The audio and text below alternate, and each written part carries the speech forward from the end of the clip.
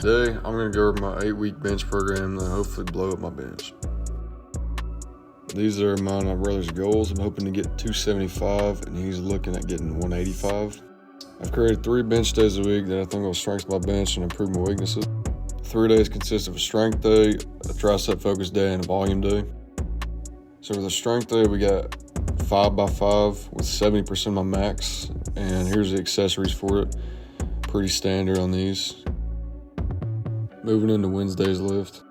The tricep focus day, close grip bench, 3 sets 8, 65%, and a pin press, 3 sets 1 to 3 reps at 75%.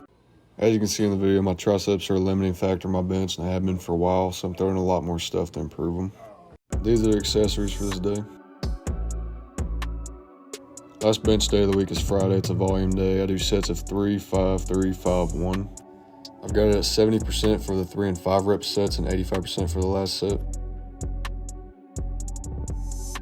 That's pretty much it as far as the program itself goes. I'm going to be documenting our progress over the next 8 weeks, so you can stay tuned for that. Also going to be doing an arm wrestling program, so I might be posting some of those videos too.